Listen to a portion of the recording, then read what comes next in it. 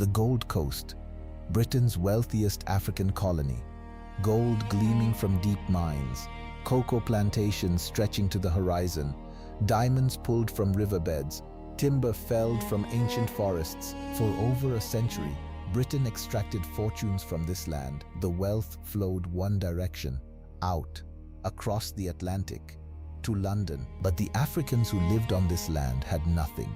No vote, no representation, no say in their own future. They worked the gold mines for pennies. They harvested cocoa that made European chocolate empires rich. Their children attended schools that taught British history, not their own. 50 million pounds a year left this colony. Almost none came back. Then came the veterans, African men who fought across Burma, North Africa and Italy for the British Empire. They were promised jobs, pensions and respect when they returned. They got nothing. These men had risked their lives for Britain's freedom. Now they wanted their own. Britain's answer was simple. Not yet. Maybe in 50 years. 3,000 British administrators lived in sprawling bungalows with manicured gardens.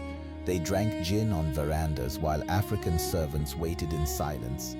Government House in Accra gleamed white in the tropical sun, a monument to power that did not belong to the people it ruled. But something was shifting. February 28, 1948. Everything changed. On that morning, ex-servicemen marched peacefully through Accra. They carried no weapons. They wanted to deliver a petition to the governor. Simple demands: jobs for veterans, fair pensions, basic dignity. They had fought for the empire.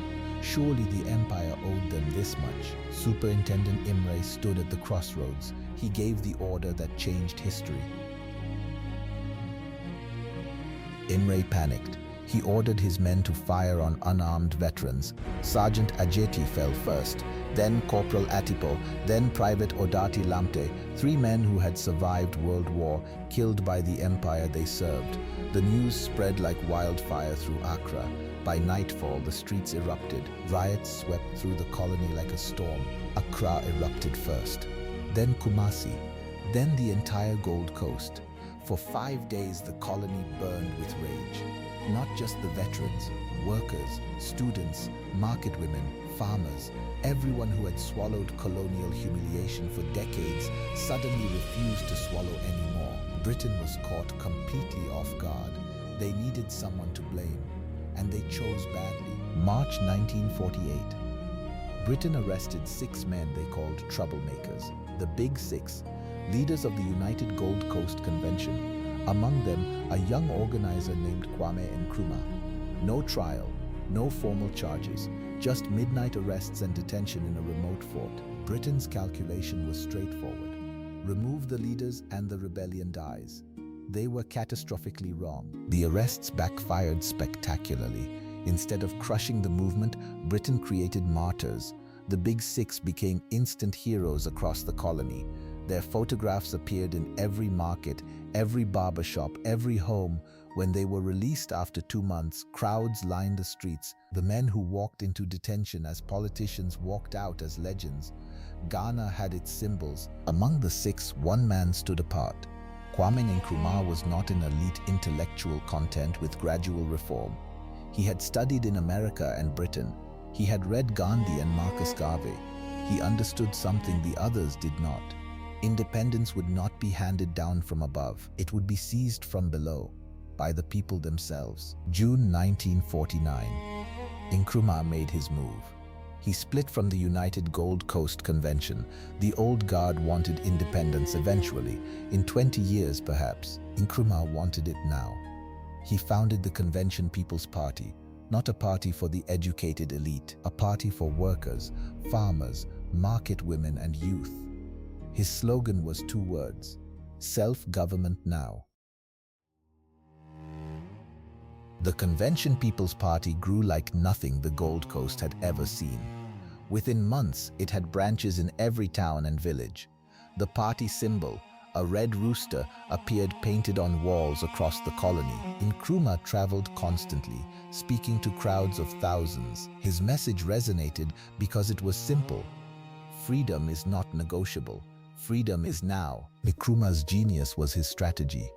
He studied Gandhi's campaign against the British in India, non-violent resistance, civil disobedience. He adapted it for Africa. On January 8, 1950, he announced positive action. The plan was elegant in its simplicity. Do not fight the British, simply stop cooperating with them. Stop working, stop paying taxes, stop everything. The Gold Coast shut down completely. Dock workers walked off the job. Ships sat loaded in Takoradi harbor with no one to unload them. Gold mines fell silent. Railway workers crossed their arms. Government offices stood empty. Teachers left classrooms. The entire machinery of colonial extraction ground to a halt. Britain could not run a colony that refused to be run. There was no violence, no looting, no burning. That was the discipline Nkrumah demanded, and the people delivered. They simply stopped. Day after day, week after week. British administrators sat at empty desks. Colonial governors sent panicked cables to London. The message was the same everywhere. We cannot arrest an entire nation. The people have won the argument. London received the news with alarm.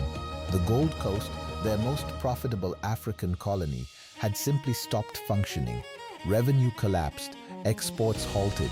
The colonial administration was paralyzed. Britain tried the only tool it understood, force.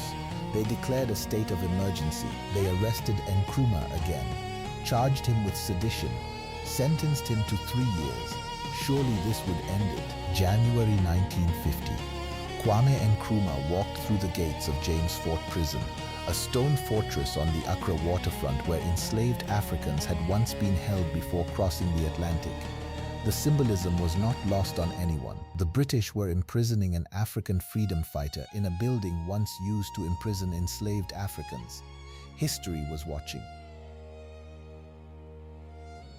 Behind bars, Nkrumah continued to lead. He wrote letters that were smuggled out. He sent instructions to CPP organizers. He read voraciously, preparing for the day he knew would come. Meanwhile, outside, the movement grew stronger with every day of his imprisonment. Britain had locked up the man but could not lock up the idea. Self-government now echoed louder. February 1951. Britain made a calculated gamble. They held limited elections for local councils, hoping to channel African frustration into controlled democracy. Voters across the Gold Coast lined up in the thousands. Many had never voted before. The results stunned the British. The Convention People's Party won everything. 38 of 38 constituencies in major cities, a complete sweep. The people had done something extraordinary. They voted overwhelmingly for a party whose leader was sitting in a prison cell. They voted for a man convicted of sedition against the very government holding the election. The message to Britain could not have been clearer. This man speaks for us. Release him or your elections mean nothing at all. February 12, 1951. The gates of James Fort Prison opened. Kwame Nkrumah walked out into the Accra sunlight. He did not go home. He did not rest. He went directly to the governor's office. As he later wrote, I came out of jail and into the assembly without going home. From prisoner to government leader in one extraordinary year. The British governor had no choice. He appointed Nkrumah leader of government business. Not full prime minister, not yet. But the symbolic power shift was unmistakable. An African freedom fighter, fresh from prison, now sat across the table from his colonial jailer, negotiating not as a supplicant, but as the legitimate voice of a nation demanding its freedom. 1952, Nkrumah became prime minister, but Britain still controlled defense and foreign policy. It was progress but not freedom. Nkrumah played the long game. He built institutions, expanded education, invested in infrastructure, and kept winning elections. 1954, CPP wins again. 1956, final referendum, 71 of 104 seats. The mandate was undeniable. July 1956, the British Parliament passed the Ghana Independence Act. The date was set, March 6, 1957. No more negotiations, no more conditions. Freedom was coming, and not a single shot had been fired. No guerrilla war, No foreign intervention, just mass mobilization, disciplined resistance, and one man's unshakable belief that the people would prevail. March 5, 1957. Ghana's last day as a British colony. In Accra, the old polo grounds filled with humanity. 30,000 people packed the stadium. Torches flickered in the warm evening air. Street parties erupted across every town and village. After 62 years of colonial rule, this was the last sunset. Tomorrow, the Gold Coast would be gone forever. The world came to witness. United States Vice President Richard Nixon arrived representing America. The Duchess of Kent came for Britain. Delegations from across Asia and Africa filled the grandstands. And in the crowd, a 28-year-old Baptist minister from Montgomery, Alabama, Dr. Martin Luther King Jr. He had come to see freedom born.